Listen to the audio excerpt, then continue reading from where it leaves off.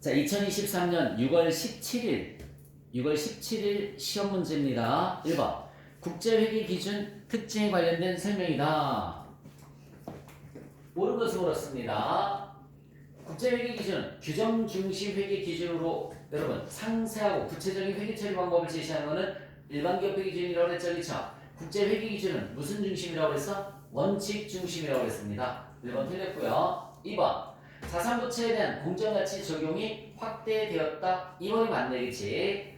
국제회계 기준을 적용한 후에 주석 공시량이 증가했습니다. 주석으로 공시되는 양이 증가했고요. 국제회계 기준은 별도 재무제표가 아니라 뭐라고 그랬어요? 연결 재무제표라고 그랬습니다. 연결 재무제표를 기본 재무제표로 제시하고 있다. 2번.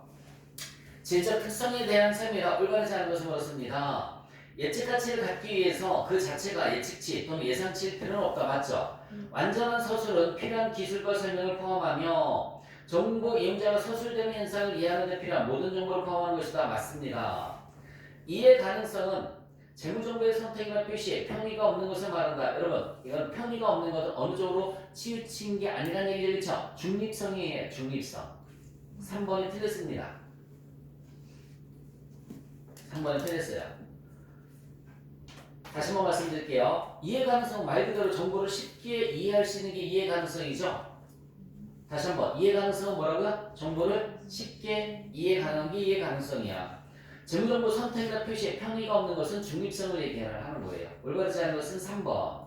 목적 적합한 재무정보는 정보 이용자 의사결정에 차이가 나도록 할 수 있습니다. 맞고요. 정보 이용자 의사결정에 차이가 나도록 할 수 있는 목적 적합한 정보. 3번. 올바르지 않은 것을 물었어요. 여러분, 사용가치는 기업이 자산의 사용과 궁극적인 처분으로 얻을 것으로 기대되는, 여기까지는 맞는 문장이야. 미래가치가 아니라 뭐라고 그랬어요? 현재가치라고 그랬어요. 미래 명목 현금 흐름에 밑줄 쳐보세요. 미래 명목 현금 흐름에 밑줄 치고 미래가치 이렇게 써보세요. 그걸 줄여서 미래가치라고 놨어요. 미래의 명목 현금 흐름을 줄여서 미래가치라는 말을 씁니다. 근데 사용가치는 미래가치가 아니라 무슨 가치라고 했어? 현재가치. 현재가치. 그래서 동그라미 1번에 처분으로 얻을 것으로 기대하는 까지는 맞는 문장인데 그 뒤에가 미래가치가 아니라 뭐가 나왔어야 된다고요? 현재가치 이렇게 나왔었어야 되는 거라고요. 올바르지 않은 것은 1번. 2번. 기업이 측정인 현재 동등한 자산의 원가로서 밑줄 쳐주세요. 동등한 자산의 원가로서 밑줄 치고 지급할 대가 밑줄 쳐주시고요. 네, 현행원가 맞습니다. 지급할 대가, 지급한이 아니라 뭐라고요? 지급할 대가, 동등한 원가로서 지급할 대가, 현행원가 맞고요. 동그라미 3번은 뭐죠? 지급한 대가, 그죠? 지급한 대가는 이미 과거에 지급했다는 얘기지. 과거의 원가 무슨 원가라고 한다고 했습니까? 역사적 원가라고 한다고 그랬죠. 거래 원가 다 포함해서 2번, 3번 거래 원가 포함하는 거 다 맞습니다. 지급하는 현행 원가고 지급하는 역사적 원가고요. 공정가치는 자산 측정일에 시장 참여자 사이에 밑줄 쳐주세요. 시장 참여자 사이 밑줄 치고 특수관계자가 아닌 제3자 이렇게 써보세요. 다시 한번 특수관계자가 아닌 제3자 특수관계자가 아닌 제3자 썼어요?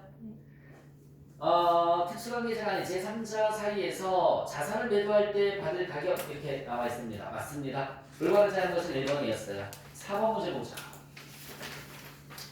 자, 포괄손익계산서 작성에 관한 설명으로 가장 올바르지 않은 것을 물었습니다. 단일 포괄손익계산서 또는 별개의 손익계산서와 포괄손익계산서 중 하나의 양식을 선택할 수 있다. 이렇게 나와 있습니다. 이게 도대체 무슨 말이냐면 아까 우리 현다 ENG 있었나요? 들어가봐. 현다 ENG. 현다 ENG 들어가 보시기 바랍니다. 현다 ENG에 들어갔으면은 재무상태표를 먼저 띄워보시면 돼요. 재무상태표. 현다 ENG의 재무상태표.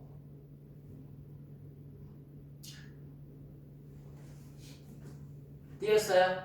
그럼 재무상태표 맨 밑으로 내려가 볼까? 맨 밑으로 내려가면은 기타 포괄손익이 있어요, 없어요?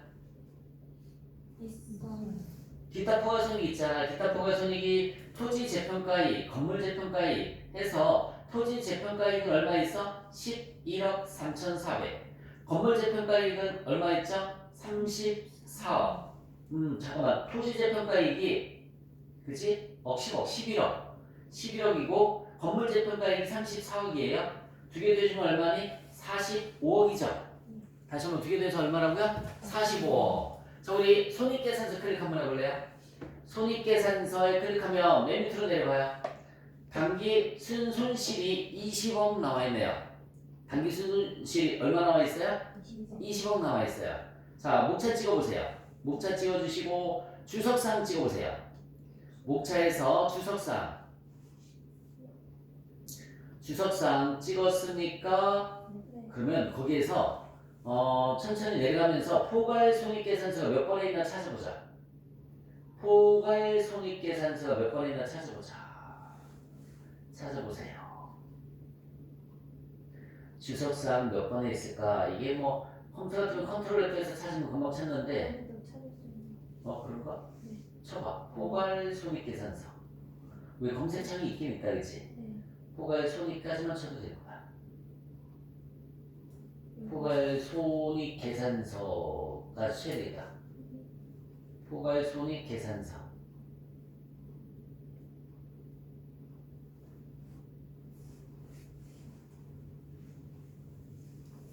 한참 밑으로 내려야 되네. 그냥 찾아. 부처가 정보가요? 있다. 찾았네. 주소상 몇 번에 있어요? 9번에 있어요. 9번에 보면 포괄 손익계산서 있지? 거기 보면은 단기 순손실 밑에 재평가이익해서 포괄 손익이 줄어들었어 있죠? 단기 순손실이 마이너스 20억이지? 네. 주소상 9번 찾았어? 네. 거기 보면 단기 순손실이 20억인데 기타 포괄 손익의 재평가이익이 10억. 아까 30몇 억 있었는데 증가된 거 요번 거만 10억. 그래서 포괄 손익이 얼마라고 나와 있어요? 10억. 네. 마이너스 10억 나와야지 그치? 자 여기 잠깐만 보게 들어봐. 일반적으로 일반 기업회계 기준을 쓰는 회사는 손익계산서를 작성을 해요. 손익계산서 점점점점점 단기 순 이 회사라면 손실이 20억 이렇게 작성을 하고요. 주석사항에서 포괄 손익계산서를 작성을 해요. 포괄 손익계산서를 작성을 해요. 그러면 단기 순손실에서 이거는 나중에 여러분들 재무회계 이론 한번 들어보시기 바랍니다. 거기에서 배운 사람도 있고 아직 못 배운 사람은 그거 단기 순손실이 20억이에요. 단기 순손실이 20억에서 플러스 토지 재평가이익이었었나요? 토지 재평가이익이 얼마? 10억. 그러면은 손실 20억이 이익 10억하고 상계 처리하니까는 10억만 손실이 되는 거지, 그치? 얘를 총포괄 손실이라는 말을 써요. 총포괄 손실은 10억. 어쨌든 20억이 이렇게. 일반 기업회계 기준은 이렇게 손익계산서 별도로 표시하고 주석에서 포괄 손익계산서 이렇게 많이 합니다. 이렇게 해라가 아니라 이렇게 많이 한다고요. 근데 IFRS를 쓰는 회사는 이거 번거롭잖아 이렇게 보기가 그치? 그러니까는 IFRS를 쓰는 회사는 포괄 손익계산서라고 하는 거야. 포괄 손익계산서라고 해서 한 방에 가요. 한 방에 단기 순손실 이렇게 여기 매출부터 해서 한 방에 가는 거야. 한 방에. 얘는 매출부터 해서 여기서 끝. 그리고 주석의 포괄손익계산서. IFRS는 아까 포괄손익계산서가 써있었지, 그치? 여기서부터 그냥 한 방에 가는 거예요. 순손실 20억. 밑에 플러스 토지 재평가이익 10억. 그러면 20억에서 10억 빼주니까 10억이 손실이 되겠지? 총 포괄손익 이렇게. 총포괄손익 이거 다 이렇게 하나만 작성을 한다고요. 하나만. 일반적으로 IFRS는 이렇게. 일반 기업회계 기준은 이렇게. 근데 이렇게 해라가 아니라 뭐 선택할 수 있는 거예요. 그래서 거기 동그라미 1번 문제를 보시면은 단일 포괄손익계산서 또는 별개의 손익계산서, 포괄손익계산서 중 하나의 양식을 선택할 수 있다. 여기 봐요. 단일 포괄손익계산서를 작성을 해도 되고 아니면은 그냥 손익계산서, 포괄손익계산서를 작성을 해도 되고 선택할 수 있는 건데 대부분의 IFRS를 쓰는 회사는 단일 포괄 손익계산서로 작성을 하고 일반 기업회 기준을 쓰는 회사는 이렇게 작성을 한다고 생각을 해주시면 되는 겁니다. 한 번만 다시 여기 보자. 이게 뭔지는 나중에 이론 강의를 선생님 동영상으로 보내드리고 그때 또 거기서 있을 거예요. 근데 어쨌든 IFRS를 쓰는 회사는 그래서 포괄 손익계산서로만 쓰는 거야. 여기에 매출분해서 다 들어가는 거예요. 근데 일반 기업회 기준은 매출에서 시작해서 단기 순손실에 끝납니다. 손익계산서라고 해요. 그럼 포괄 손익계산서가 이렇게 주석사항에 가 있습니다. 자, 2번 포괄 손익은 크게 단기 손익과 기타 포괄 손익으로 인식된다. 맞습니다.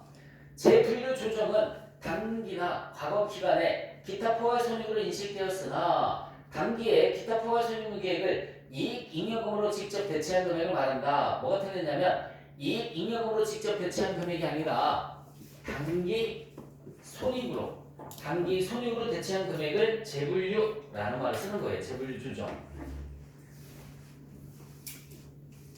잠깐만.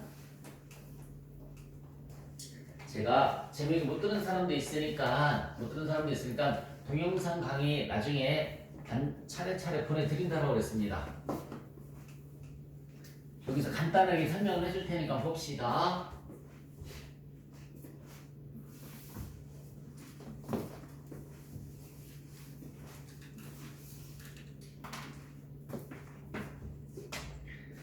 우리 IFRS에서는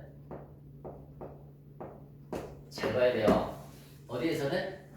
IFRS에서는 지분증권이 뭐지? 주식이에요. 주식. 일반 기업회 기준에서 지분증권 역시 주식입니다.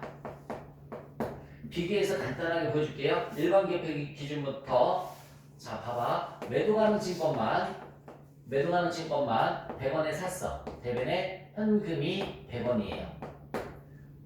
100원짜리가 150원이 됐어. 다시 한번 100원짜리가 얼마가 됐다고요? 150원. 얼마 올랐어? 50원 올랐죠. 매도 가능증권 50원.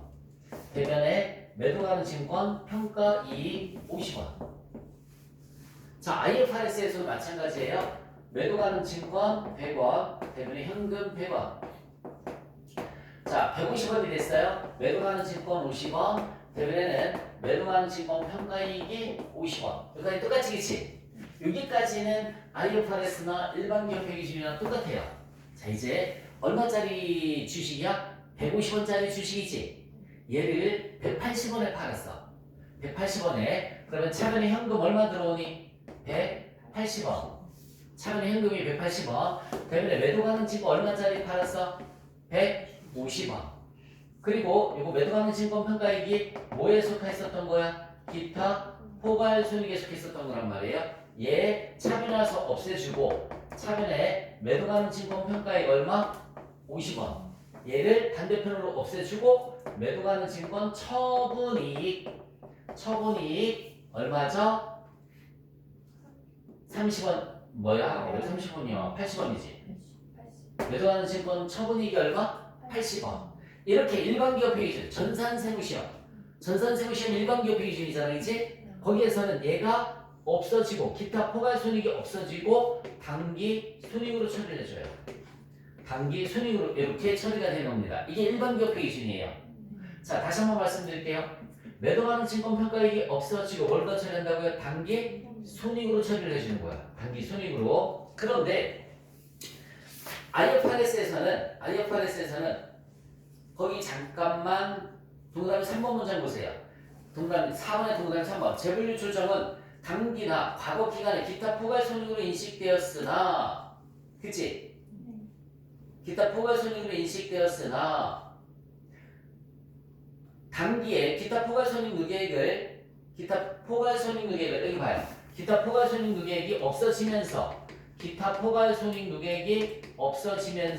단기 손익으로 처리되는 거지. 이걸 재분류한다라는 말을 쓰는 거야. 다시 봐봐. 기타 포괄 손익이 단기 손익 수익으로 바뀌었잖아, 그치? 재분류됐잖아요. 그래서 재분류된다라는 말을 쓰는 거야. 한 번만 다시 천천히. 과거에 기타 포괄 손익으로 처리가 됐던 게 처분했죠. 그럼 얘가 없어지고 단기 손익 수익이 됐지. 기타 포괄 손익이 모르다가 수익으로 다시 분류가 됐죠. 그래서 재분류한다라는 말을 쓰는 거야. 근데 IFRS에서는 어떻게 하느냐면 아주 쉬워요. 차변에 나중에 시험 문제 나와. 차변에 현금 얼마 받았어? 180원. 대변에 매도 가능 증권 얼마짜리 팔았어? 150원. 매도 가능 증권 평가 이익 30원. 이렇게 보는 거예요. 그래서 처분 손익을 인식하지 않는다. 인식하지 않는다. 즉 처분 손익은 빵원이다. 얘가 재경관리사 시험 문제에서 나오면 거저주는 거예요. 지분증권에 매도 가는 증권 처분 손익은 빵원이다. 얘가 답이라고요. 그러면 여기 봐. 그리고 나중에 이런 문제를 해요. 토탈 매도 가능 증권 평가액이 얼마 있어? 토탈 매도 가능 증권 평가액 여기서 50원, 여기서 30원, 기타 포괄 손익이 얼마 있어? 80원 있죠? 얘 한 방에 없어져요.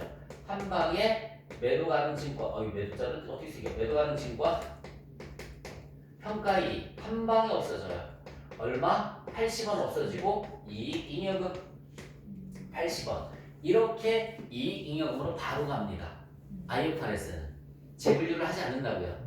기타 포괄 손익을 없어지고 단기 손익, 수익으로 재분류를 하지 않고 IFRS에서는 바로 그냥 이익 잉여금이 늘어나는 거야. 봐봐, 얘가 두 개 뒤에서 없어졌지? 이익잉여금 늘어났어요. 얘도 마찬가지. 수익이 얼마? 얘 없어졌지? 수익이 얼마 생겼어? 80원 생겼지? 자, 그럼 여기 봐요. 수익은 단기 순이익을 증가시키는 거지, 그치? 단기 순이익은 결국 뭐가 증가하는 거야? 잉여금이 증가하는 거잖아. 똑같은 거지 뭐. 똑같은 거예요. 결과값은. 얘는 그냥 다이렉트로 이익경험으로 가는 거고요. 얘는 수익 처리했다가 단기 순이익을 증가시키고 단기 순이익이 다시 이익경험으로 증가시키고 이 과정을 통하는 거거든요. 쟤는 다이렉트로 이익경험으로 가는 거고요. 전산세무 시험. 얘는 재경관리사 시험. 똑같은 주식 매도하는 증권인데도 회계 처리 방법이 다르다. 어쨌든 그 문장 설명을 해주려고 하는 거야. 자, 재분류 조정에 대해서 다시 한번 기타 포괄 손익이 없어지고 매도하는 증권 처분이익이라 수익으로 처리를 했어요. 기타 포괄 손익이 수익으로 다시 분류가 됐다. 이걸 재분류란 말 쓰는 거야. 근데 얘는 재분류를 했어요, 안 했어요? 안 했고 이익경험으로 갔잖아요, 그죠? 그래서 이제 동감이 3번 문장 다시 한번 봐봐. 재분류 조정은 이거 얘기하는 거네. 그치? 재분류 조정은 이거 수익으로 바뀌는 걸 얘기하는 거지, 그치? 그러니까 거기 이익잉여금으로 직접 대체한 금액이 아니라 뭐라고요? 단기 손익으로 재분류한 금액을 얘기를 하는 거예요. 이익잉여금으로 직접 대체한 금액, 이게 틀린 문장이라고요. 얘는 재분류 안 했잖아, 그치? 얘가 재분류라고 그랬지? 그러니까는 이익잉여금으로 직접 이 문장이 틀린 거고 어떤 문장이 맞는 거라고? 단기 손익으로 대체한, 이렇게 나와야지 맞는 거라고요. 단기 손익으로 대체한. 아유, 문장 하나 설명이 힘들다, 그치? 단기 손익으로 대체한, 이걸 의미하는 거야. 계속 나오면 계속 풀어줄게요. 계속 설명해줄게. 올바르지 않은 것은 3번이었어요.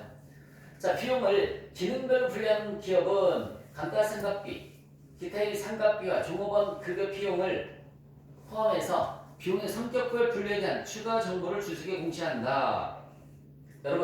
여러분들이 알고 있는 손익계산서 있지? 매출 마이너스 매출원 간 매출총액 이런 거 있어요, 없어요? 있죠. 그게 기능별 손익계산서고요. 성격별 손익계산서는 우리는 잘 사용하지는 않습니다. 어쨌든 성격별 분류에 대한 추가 정보를 주석에 공시를 해줘야 되는 거 맞고 3번이 틀렸어요. 5번 재무제표 보고 기간 후 사건에 관련된 설명이다. 올바르지 않은 것을 물었어요. 여러분, 보고 기간 후 사건이라는 것은 잠깐만 1월 1일이 있고요. 12월 31일이 일반적으로 회계 기간이죠. 이거 회계 기간이에요. 요 기간 동안에 법인세를 3월 31일까지 법인세를 납부를 하죠.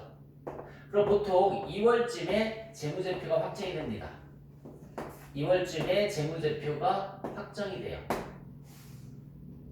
재무제표 중에 예를 들어서 12월 31일 날짜 재무상태표로 가요. 얘가 2월 28일이라고 가정 한번 해볼게.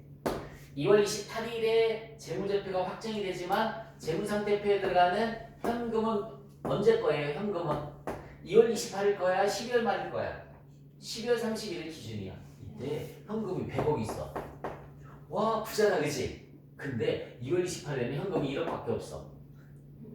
99억을 다 결제해서 나갔어. 그래도 여기는 얼마로 표시가 된다? 100억. 그거 어쩔 수 없는 거야. 야, 쟤네 회사 돈 많은데? 근데 실제로는 지금 얼마밖에 안 남았다고? 1억밖에 안 남은 거야, 그치?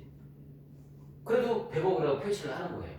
자, 그 다음에 이때 단기 매매 증권이 있어. 무슨 증권? 단기 매매. 얘가 100억이야. 얘가 100억이야.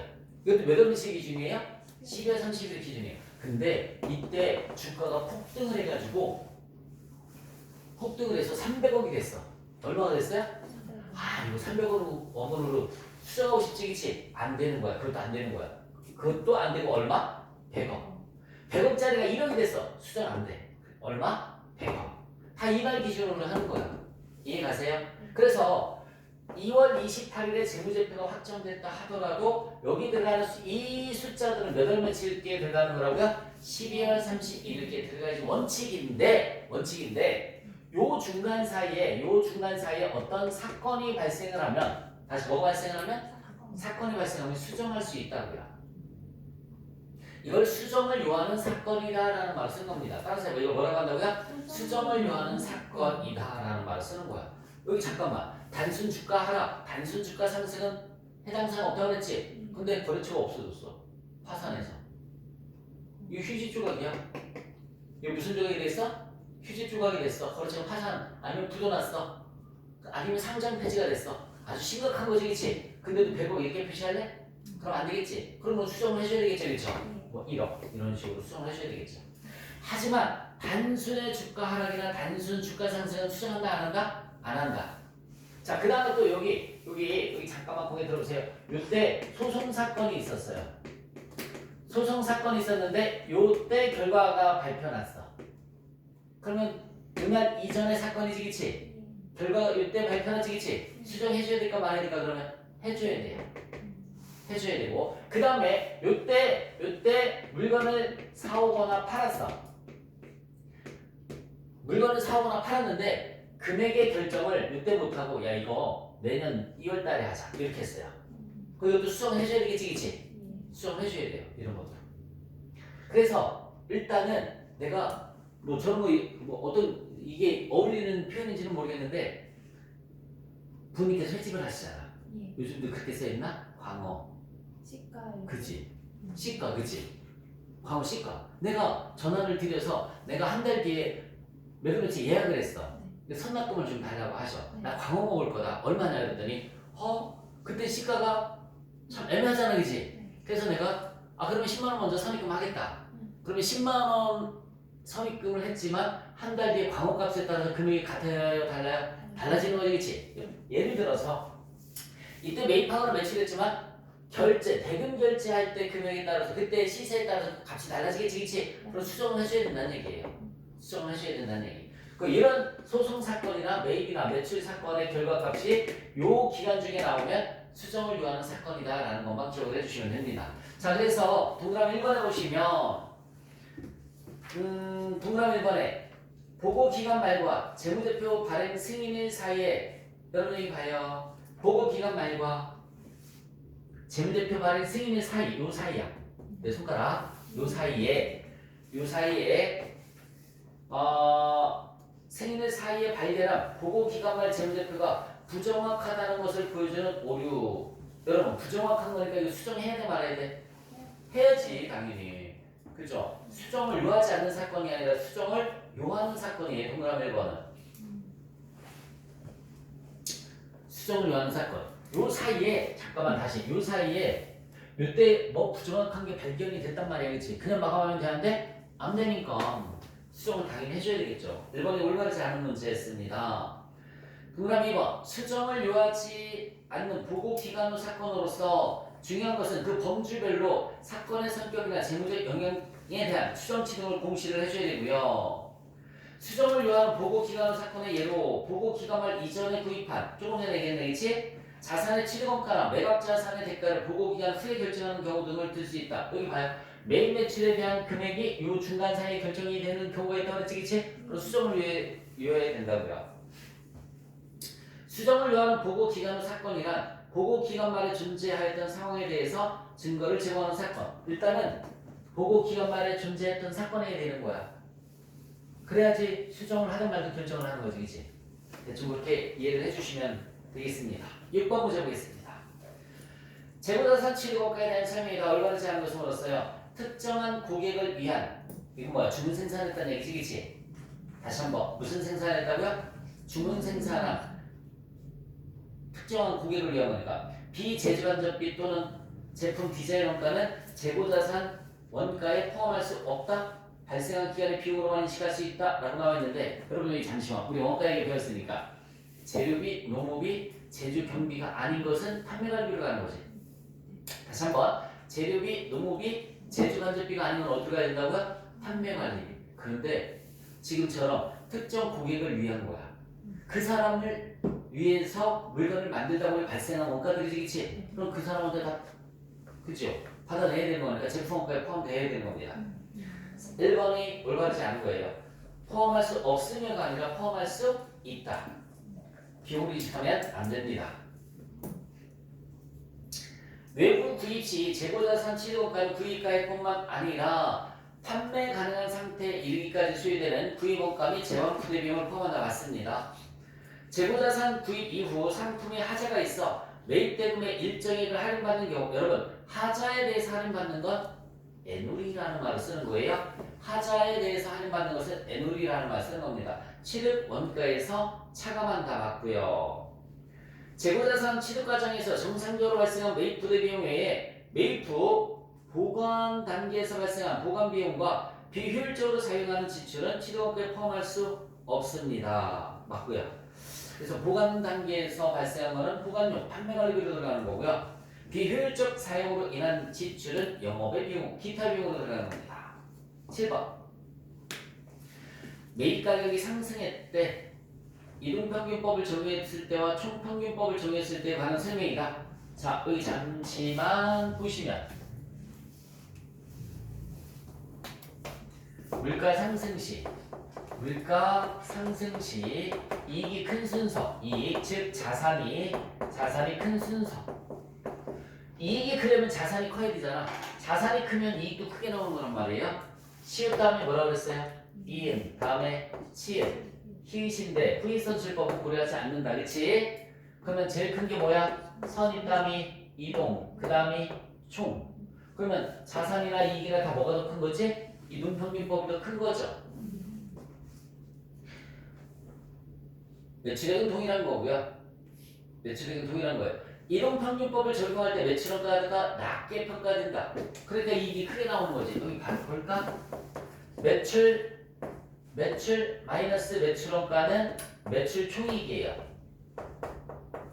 매출 마이너스 매출원가는 매출 총이익인데, 뭐 선인선출법을 적용하든 여기 봐요. 선입이든 이동이든 총평균법이든 무슨 법을 적용해도 매출은 변동이 없는 거야. 매출의 변동이 있으면 안 되죠. 얘가 변동이 없는 거야. 그런데 이익이 크게 나온대. 이익이 크게 나온대요. 이익이. 물가 상승시 이익이 크대. 그러면 얘가 변동이 없는 상태에서 얘는 커지는 거니까 원가는 줄어드는 거지, 그치? 네. 이익이 큰 순서 또는 매출원가가 작은 순서. 그러니까 이동평균법이 매출원가가 작은 거 맞는 거예요. 3번이 틀렸습니다.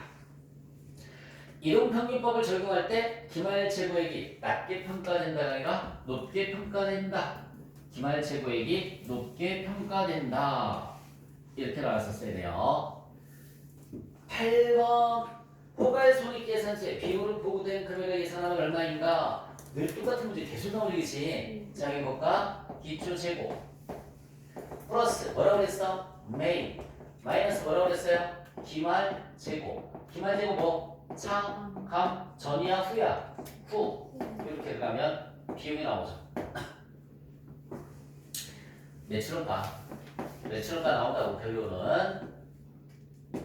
자, 대입 한번 해볼까요? 기초재고 얼마 있습니까? 20만원. 작년에서 나온 게 기초라고 그랬잖아요.